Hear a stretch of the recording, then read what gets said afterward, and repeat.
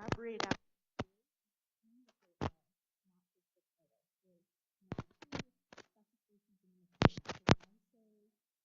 say manage metabolic syndrome. Is it of all ages or certain ages?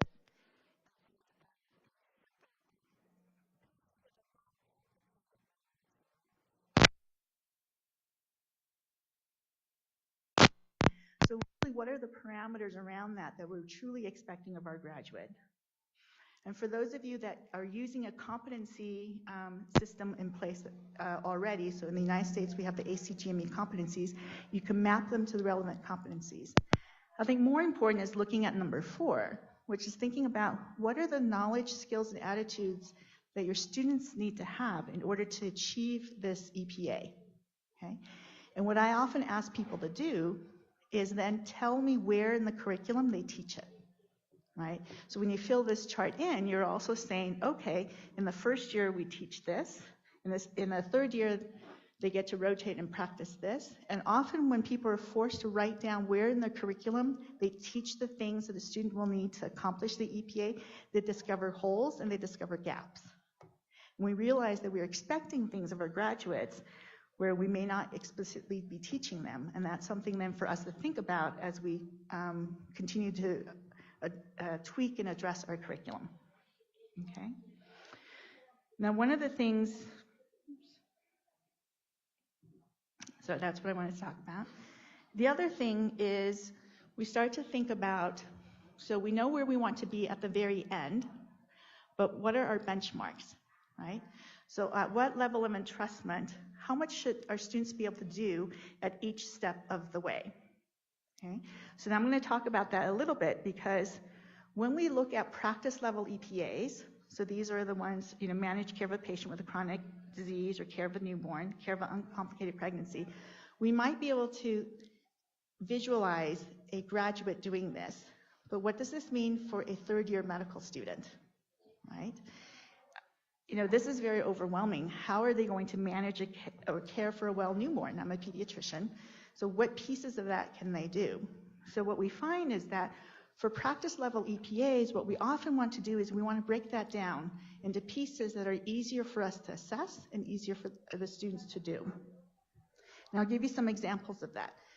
So how do we take our graduation EPAs and break that down? And people tend to take 3 different approaches. One is to divide it into components. So for instance, the clinical consultation, we might break it up into history and physical and differential diagnosis. We might adjust or separate the content, and I'll give you examples of that, or we might adjust or sequence complexity, and I'll give you examples of all 3.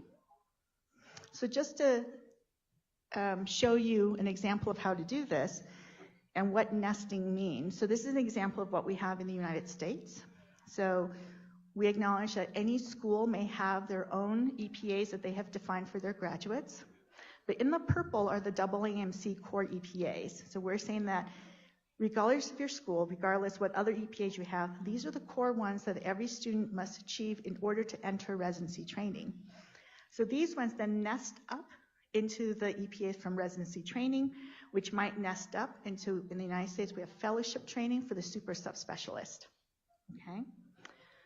So if we take that and say, so I'm going to show you how the AAMC core EPAs might nest up into a practice level EPA. So let's take practice level EPA of managed care of a patient with chronic illness. So if you think about breaking that out, we have in the AAMT, you have gather a history and perform a physical exam, recommend and interpret common diagnostic and screening tests, document a clinical record and clinical encounter and a patient record. So all of those things provide the foundations for being able to manage care of a patient with chronic illness. And we can further break that down. So now I take, gather a history and perform a physical exam. Now I can nest it using components like I talked about, so I can break that out so that a more junior student would have to just achieve an EPA and gather a history or achieve one in physical exam before they have to integrate that. I might nest it by separating the content. So for instance, gather a history and perform a physical exam, I might say that as the student rotates through different departments, they're responsible for achieving an EPA for patients of that department. So being able to do a neurologic history and physical, being able to do a gynecologic history and physical, pediatric or psychiatric. And by going through all of those, then they're able to do a history and physical across a context, multiple contexts and multiple types of patients. Another way to nest, which we did at the University of California, San Francisco, where I used to work, was to say we can adjust the complexity. So I used to direct a doctoring course for first and second year medical students where they're just beginning to learn to talk to patients. And so what we said was we established an EPA for early medical students saying that they need to gather a history and perform a physical on a medically stable patient with a common chief complaint, right?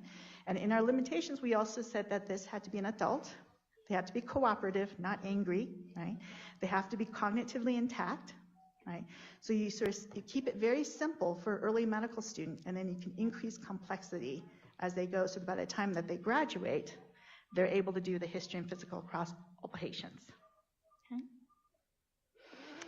And I'm going to show you an example of how this has been done at Utrecht. So Professor Tenkati published the curriculum in Utrecht. It's a 6-year curriculum, which is nice to look at because it much more parallels to what we have in the Latin American countries. So year 3 at the bottom, so the Utrecht students also begin clinical work in year 3, and then we have year 4, 5, and 6. And they also have a sort of a modular curriculum, and you can see here green, red module, blue module, yellow module, purple module, okay? And what they've done is, this is where I've shown you before, is they've taken the first EPA, the clinical consultation, and then broke it down so that students are achieving parts of it in different modules. So in certain modules, they're learning they're achieving the EPA for a neurologic consultation, and in a different module, they might do one for a perioperative consultation. Okay? And what that means is, again, if we lay out the curriculum, so across the top are the different modules, the green module, red module, blue, yellow, and purple, and then each row is the different EPAs. You can see where each star is where the students are being assessed at a summative level in terms of did they achieve that EPA and can move on to the next module. Okay? And so you can see where the students are being assessed on these different subcomponents of an overall EPA. And another graphic then is, this is another way to think about it, right? So the graduation EPA are the big circles at the top, but each of those big circles can be broken down so that, even down in year 3, students can be achieving a small EPA that will eventually nest up into this larger EPA. And I like to show that you're wondering, she's crazy, why is she showing us a cake? Okay. And this is to show that we naturally already think this way. So I show you a cake because I have a niece who's 11 years old and she loves to bake. Okay. And she's always been, a little bit of a pest in the kitchen, right? So from when she was very young and you're baking, she wants to participate. And any of you that have worked with small children know that. They're never happy to just watch, right? They want to do something. They want to contribute. And we find ways to allow them to participate, right? So when my niece was young, I could have her under very direct supervision measure out dry ingredients. And then over time, I could entrust her to measure the dry ingredients, but that's just a small thing, right? And then eventually I can entrust her to bake the cake, right? And now she's at a level where I can actually entrust her with distant supervision to bake a multi-layer cake that's fully decorated for someone's birthday. All right? If we think back to what you do for people that you work with, we do this all the time. We naturally break things down so that the people can take responsibility for a small piece, and then those pieces eventually integrate up into a larger responsibility. And that's all we're doing with our EPAs. Okay. So now that we have our EPAs and we can use smaller EPAs for benchmarking, let's talk about this idea of applying supervision or entrustment to assessment. Okay. I'm just going to grab.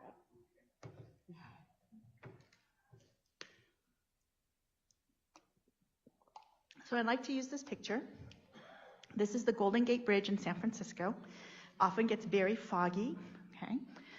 So let's say that you have a neighbor who just received their driver's license and they want to drive your brand new car, Okay? How do you decide that you trust them enough to hand over the keys to your brand new car?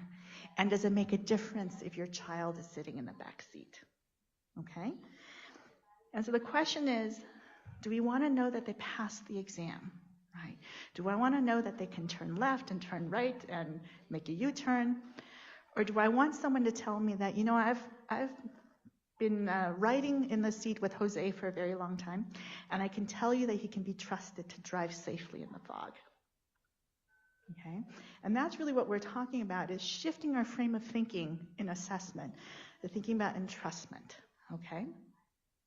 So the beauty of this is, in some ways, this very much already aligns with what our faculty supervisors already do. So when I'm in clinic and I'm trying to decide which patient, which resident or student to send in to see which patient and whether I need to be in the room or not, I'm making that decision about how much do I entrust them to do with how much supervision, right? And what we find is faculty find it much easier to tell us how much supervision they think a student needs than to say, well, this is an excellent student or a poor student, or on a scale of 1 to 7, that's a 6 or a 4. The other thing is that it really places patient safety front and center, right? It's not so much just only about the student anymore. So often when we give grades or when we give a rating of 1 to 7, it's about the student, right? Am I a good student? Am I a bad student? But when we talk about entrustment, it's really about the patient. It's what can you safely do under what level of supervision? And again, clinicians think this way, right, when they're making choices in the clinic. The other important thing about this is when we base everything on supervision, then when a student has shown me that they can be trusted, it means that I can back off supervision. So the result of these decisions is that the student gets more and more responsibility and more autonomy, which prepares them to then practice unsupervised. Okay. One thing I also want to bring up is that often when we've done ratings of students, we've only rated them based on ability, right? We privilege ability over everything else.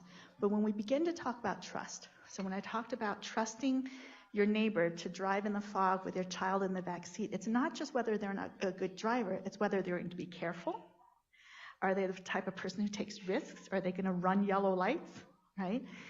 So we start to think about this idea of trustworthiness, and it's based not just on their ability or the level of knowledge, skills, and attitude, it's how conscientious they are, right?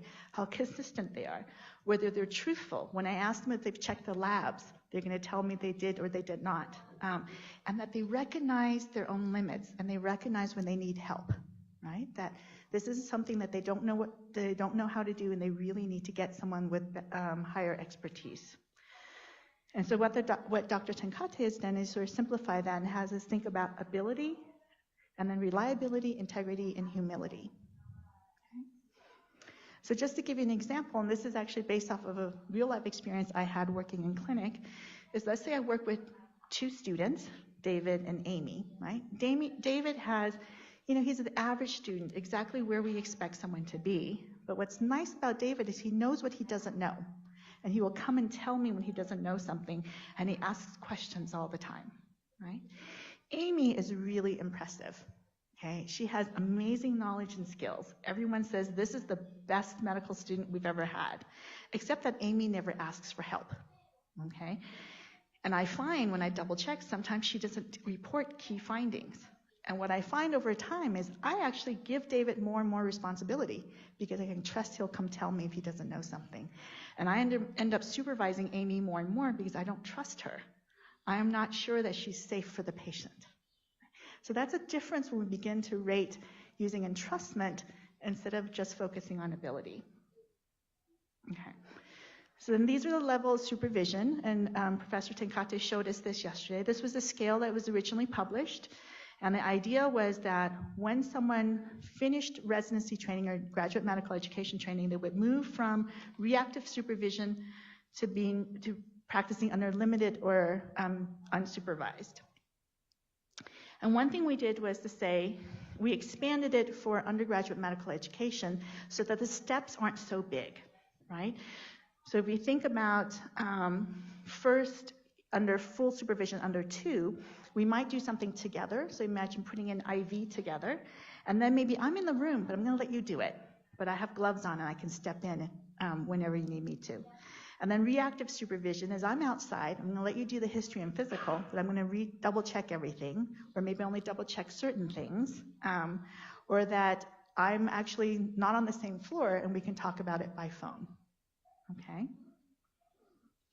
And I think level 4, we've played with, should it be unsupervised practice, or in most cases it's probably limited supervision, right? Maybe there is someone that you can call and talk to, someone who reviews your cases once every few days or once a week or something like that. And I should mention that there are other types of entrustment and supervision scales out there. This is one that was published for surgery, where the surgeon could report whether or not they had to show and tell the learner everything, or they had to actively tell the learner what to do during the operation, or they could just let the learner do it and then step in when they felt the learner needed guidance, or they didn't need to provide any help at all. And what we found from people who are implementing these supervision and entrustment scales is that you need to change the wording so it makes sense to your faculty in whatever context they are, that's exactly how they think. Here's one from anesthesia from New Zealand in Australia. And so in anesthesia, their decision is, can I leave the operating room and how long can I leave for? So you see, leave for a coffee break, or maybe I can leave for lunch, eat the whole lunch and then come back, right?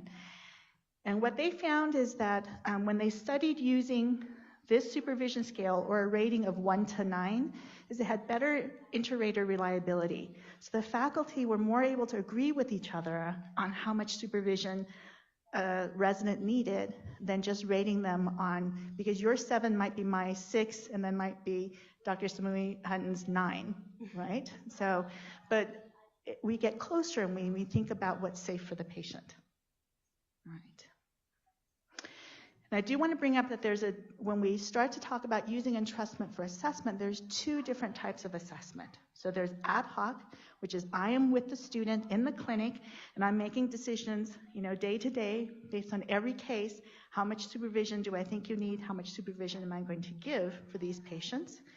And then there's the summative decision that essentially the school makes, right? That this student has successfully completed this module, can move to the next module, can actually formally be given more responsibility, okay?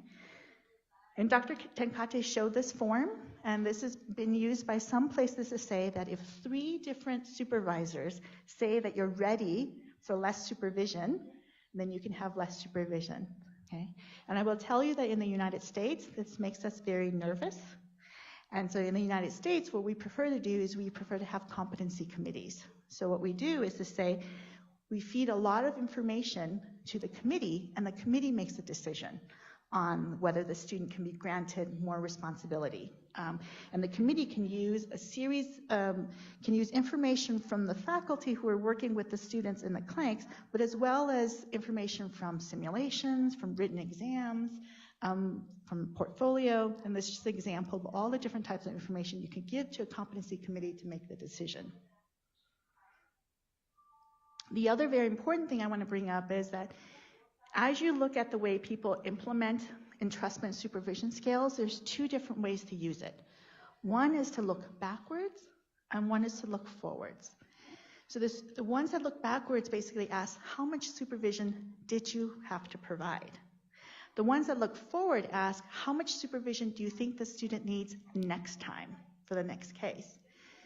Vanderbilt University implemented EPAs, and they actually couldn't decide which scale to use, retrospective or prospective, so they used both, and they were able to compare them. And what they found was that faculty found the retrospective scales much easier to use. Makes sense. It's a lot easier for us to say what we did, right? But what they found, surprisingly, is that the ratings don't really relate.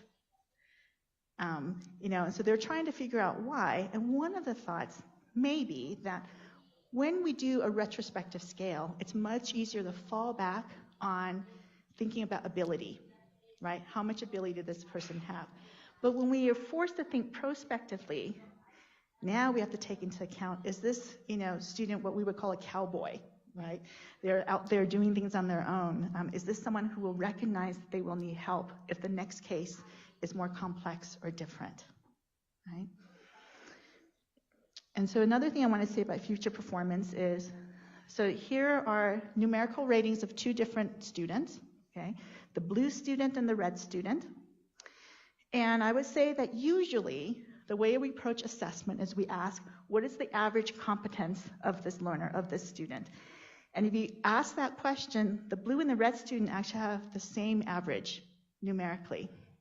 But if I tell you that the zero, okay, on the y-axis is what is safe for patients, qualitatively, student 1 is different from student 2. They may have the same average, but if you look, our blue student dips below safe levels. Our red student never goes below safe levels. So now when I ask, how big is the risk of this student performing seriously below standard for a future case, the answer is different, right? And so that's the power of using a prospective scale. That's the power of thinking about entrustment and looking forwards instead of just looking backwards. And I think that as we think about EPAs, implementing our curriculum, and as we think about assessments, is we don't want to fall back on the ways that we've always done assessment, right? We want to really tap into this power and change how we think. Especially, we're sending our 6th-year students out into health service, and really, what's the risk that they're going to be dangerous for a patient? Okay. So a couple of other things that we'll have to think about in our curriculum to allow sort of EPAs to work the way we'd like them to work. One is that we've been talking about basically core EPAs, what every student needs to have to graduate with the MD. But there are other things that you may want to think about. So for countries where most of their students go on to residency training, can they begin some of the work already while they're a student? And there could be elective EPAs. So yesterday I heard about students who during their service year or later on in practice may opt to work in research or education or in health maintenance. And so are there certain EPAs for that students could then say this is their selective EPA, and they can be certified that they in fact have the skill. Right. With EPAs, we're talking about entrusting someone to perform a professional activity, which means that people need a lot of practice, right? So we have to build practice into the curriculum. And yes, definitely with simulation, with standardized patients until we feel like they're safe to be practicing on patients, but it can't just be simulation, right? Because we all know that the real world is very different from the controlled setting of an OSCE or a simulator. So students need to be able to practice in the real world as well, so that they can, so we know that they're working towards achieving that EPA. And that these opportunities for practice must be observed. Right? This is a huge problem for us in the United States. Oftentimes we're not observing the student. The student comes out and presents to us, and we make all sorts of inferences about what actually happened in the room versus being in the room and seeing whether they did the physical exam correctly, for instance. Okay?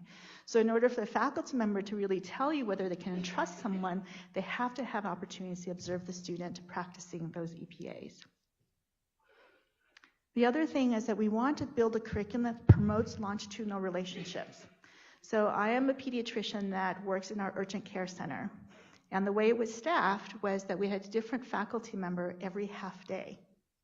So in a week, the poor medical student has worked with 10 different faculty members, right?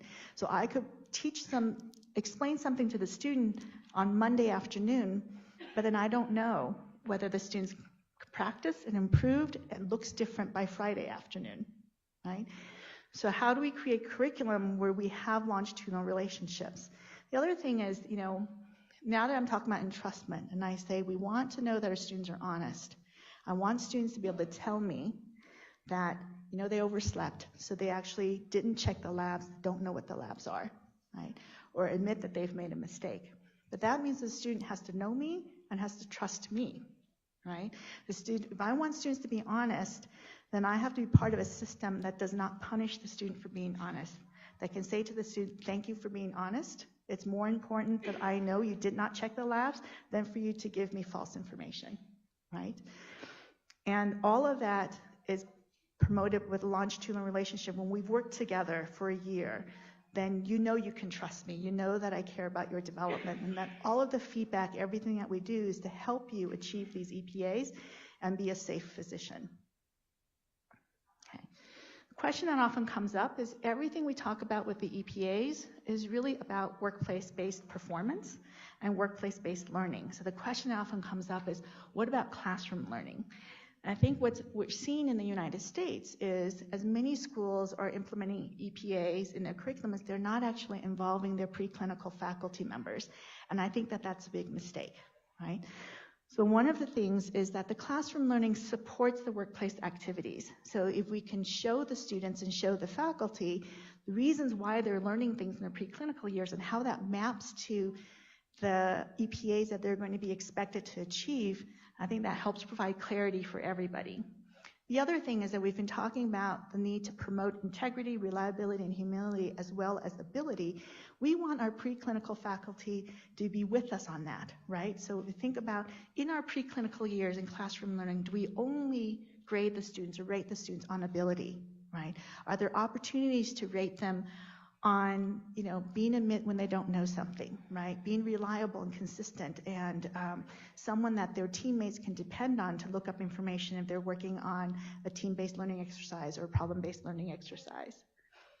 And the other thing is that I think I will show you this next slide is often most medical schools are set up where we have learning in the classroom, in the science learning, and then we have a big change where then we step into learning in the workplace.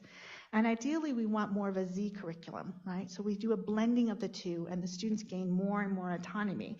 And so with this model, then, we do need to be thinking about workplace learning as early as even day one of medical school, okay? And now, some people will argue, first and second year medical students, we can't have them in a clinical setting. They don't know anything, they don't know how to do anything, okay?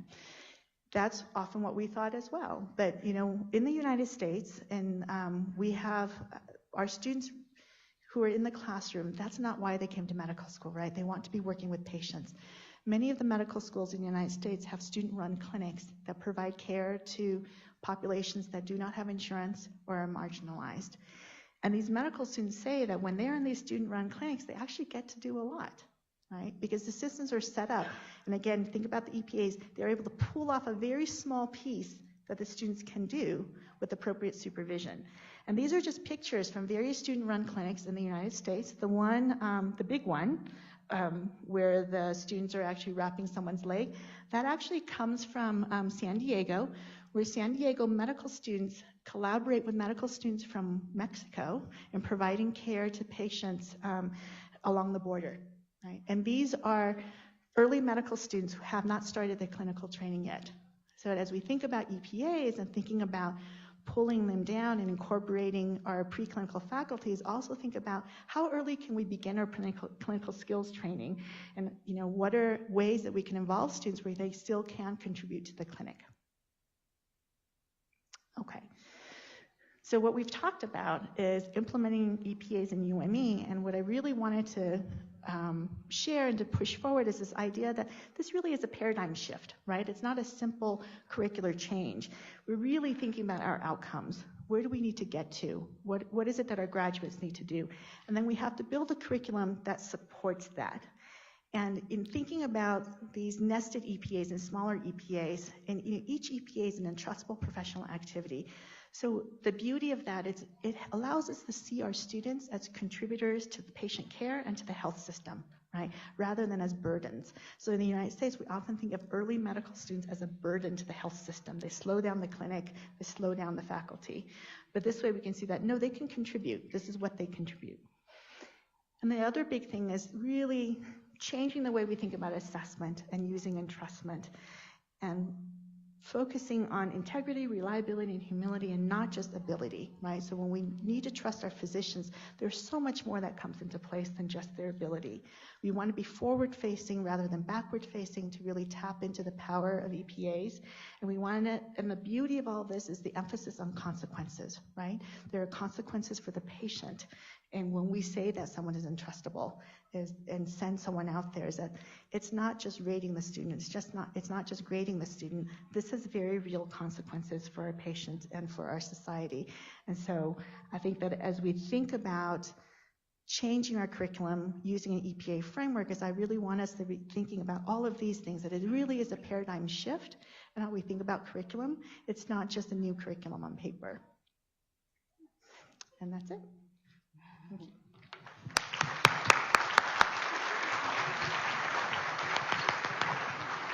A continuación, la doctora Liz Hamuy dará los comentarios sobre la conferencia magistral.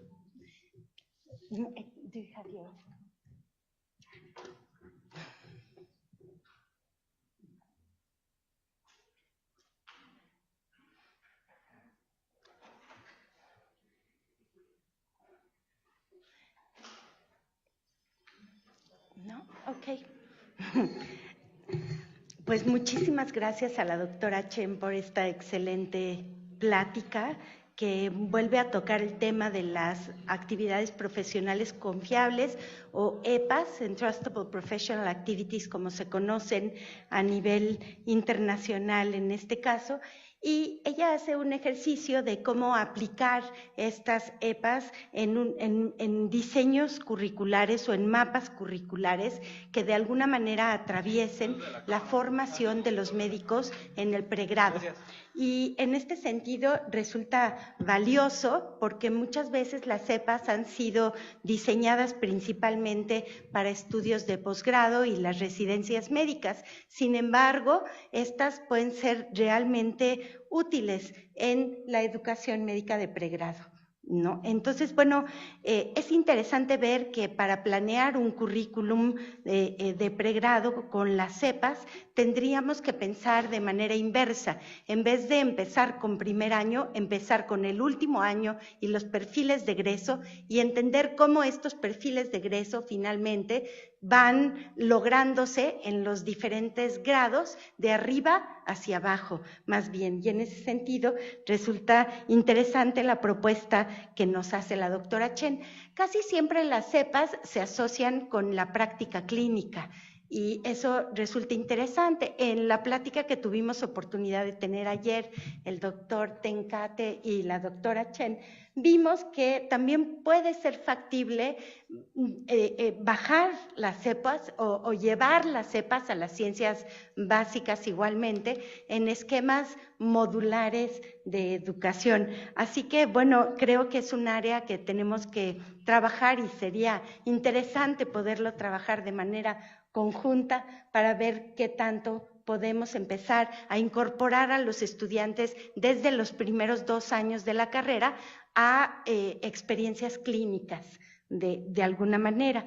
En fin, lo cierto es que las cepas tienen el potencial de articular el mapa curricular tanto a nivel vertical como a nivel horizontal y tanto en el tiempo desde el punto de vista, como nos explicaba la doctora Chen, en retrospectiva, pero también en prospectiva. Es decir, los tiempos y los espacios finalmente se mueven y se articulan en esta estructura curricular que nosotros podríamos diseñar teniendo como sustento las actividades profesionales confiables.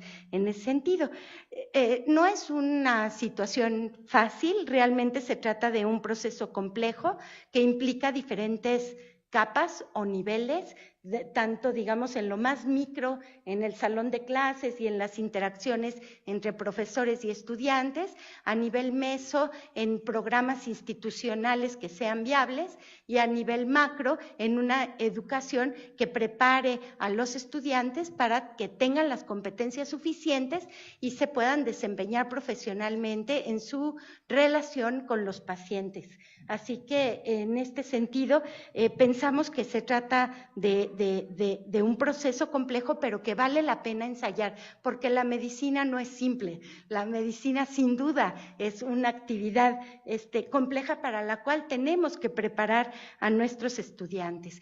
Y bueno, hemos pensado también, y lo hemos compartido con la doctora Chen, con el doctor Tenkate, que sin duda pensar en planes de estudio, nuevos planes de estudio modulares podría ser una buena idea para flexibilizar el currículum y poder en un momento dado lograr la aplicación de las cepas en estos diseños curriculares que sin duda están ahí. Y bueno, muchas veces cuando se habla de las competencias se piensa en logros de resultados concretos, en eficiencia y en otros temas, pero realmente las EPAs incluyen una gran cantidad de valores profesionales, de ética, que efectivamente están incorporados. Es decir, no solamente se trata de conocimientos y de habilidades, sino gracias al ejercicio de las EPAs podemos también detectar actitudes, valores, podemos promover que nuestros estudiantes sean más autónomos, responsables, que aprendan a comunicarse mejor, incluso como menciona la doctora Chen, que sean humildes, ¿no? Y que sepan reconocer hasta dónde pueden llegar y qué pueden hacer y qué deben derivar en otro momento. O sea, eso es una cuestión importante, que aprendan a trabajar en equipo, que sean profesionales en lo que hacen, que apoyen a otros a su alrededor, que actúen con integridad y, por supuesto, que logren la confianza de los otros. Tanto la confianza, digamos, por su conocimiento científico y por la aplicación de los protocolos biomédicos que en un momento dado puedan implementar, como la confianza moral que en un momento dado puedan tener con sus pacientes. Y en este sentido, cuando hablamos de confiabilidad, nos referimos a eso, la confiabilidad de que esto finalmente pueda desempeñar un médico. Pero aquí me parece que una de las grandes aportaciones de las EPAs y que habría que mencionar tiene que ver también con el tema de la supervisión que la doctora Chen ha desarrollado de manera amplia en su presentación. A veces hablamos de didáctica, pero en este caso, cuando nos referimos a las EPAs o a las actividades profesionales confiables, sin duda el tema clave tiene que ver con la supervisión. Y es esa supervisión la que coloca en el centro la relación entre el profesor y el estudiante. Y por eso resulta tan importante definirla, establecer diferentes tipos de supervisión y ver cómo esto finalmente se va dando hasta que poco a poco, a medida que el estudiante va siendo competente, la supervisión se va retirando hasta que finalmente él es capaz de desarrollar la competencia con confianza, ¿no? Con confianza y con competencia finalmente, ¿no? Entonces, me parece que el tema de la supervisión es muy importante y se liga, por supuesto, con el tema de la evaluación, que también ha sido explicado por la doctora Chen. Solamente comentar que en torno a la didáctica, el estudio de casos es importante cuando hablamos de las actividades profesionales confiables, ¿no? Desde el punto de vista multidisciplinar y que sin duda las materias y los contenidos se aprenden a través de los casos y de la aplicación en la práctica clínica cotidiana. Entonces, en ese sentido es importante. Finalmente, me gustaría referirme al tema de la evaluación y sin duda la evaluación no es un aspecto desligado del proceso educativo.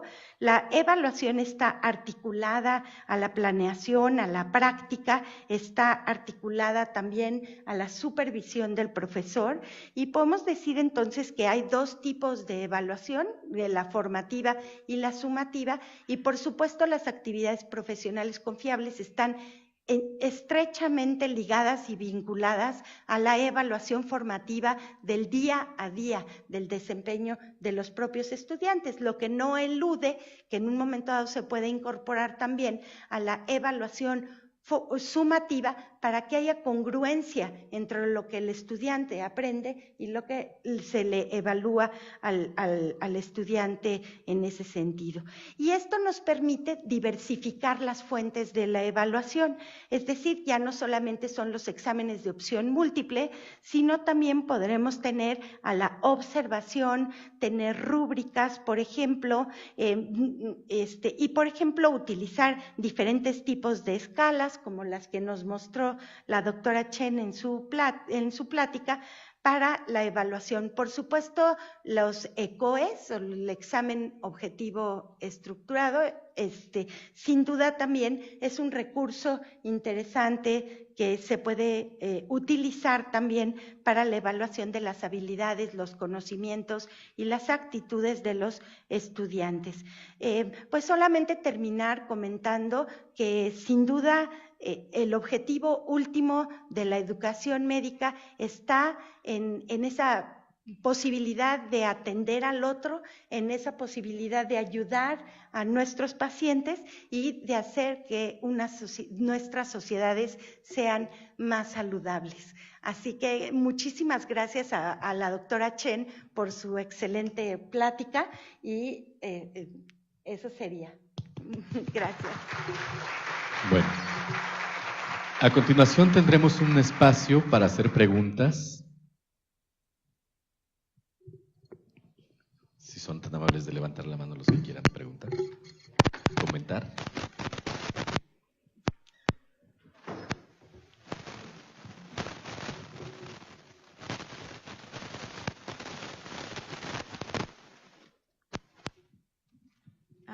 Hi, Dr. Chen. Thank you very much for that wonderful presentation. I have a question. You said that EPAs are different in every hospital or in every state.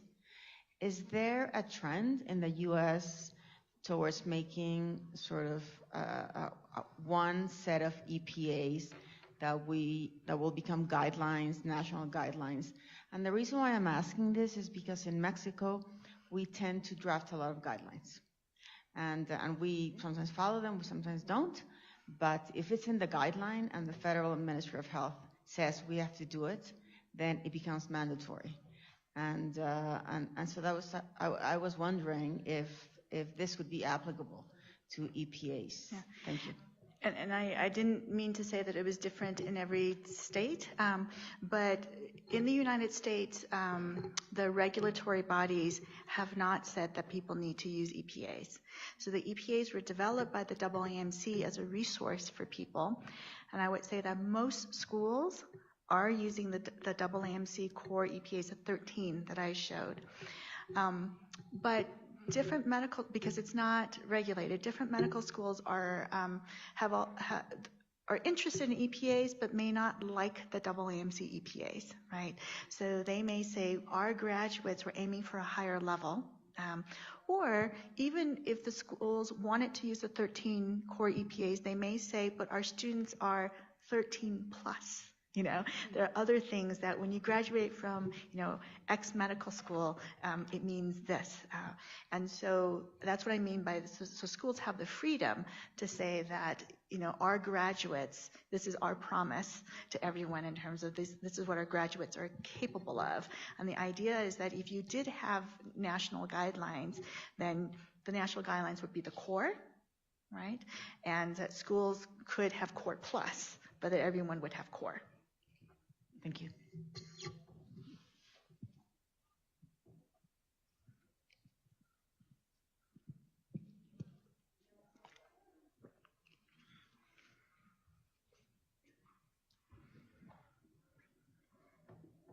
Muy buenos días. Yo ante todo la felicito, doctora. A mí me queda la duda de cuando ustedes aplican el modelo basado en las APROX, ¿cuánto considera usted que son los números de alumnos que por tutor debe de tener para que en realidad se lleve a cabo con éxito el nivel competente o de los alumnos al final de cada PROC? I don't know that I have a best answer for that. I would say that we want to feel confident enough in the supervisor's assessment, right? And so that means that the supervisor has to have been able to observe the student probably over multiple instances and observe them closely enough. And then depending on our health system and how things are set up, the ratio of supervisor to student may vary. Now, in the United States, we have essentially almost all our students go on to residency training. So our training centers have many residents. And so we can also use residents as supervisors and teachers of students. And so sometimes we have a mix where then it's not just the faculty to student ratio, but you can mix in the residents as well, and that helps. Gracias.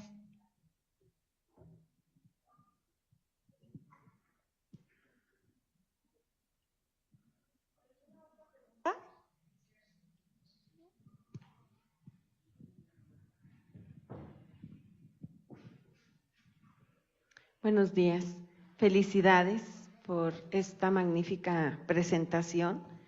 Desde el día de ayer y hoy se me hace más presente las inquietudes que tengo con las tres presentaciones, tanto la que dio la doctora Liz, la que dio el doctor y la que dio usted, que tienen mucha relación y realmente nos hacen ver que la propuesta curricular por competencias tiene que ser más precisa. Y en este caso con estas actividades profesionales confiables. Pero mi duda es, si estas actividades profesionales confiables se derivan de las competencias, pero las competencias integran actitudes, habilidades y conocimientos, es donde ya me pierdo. O sea, ¿de dónde surgen las actividades profesionales confiables?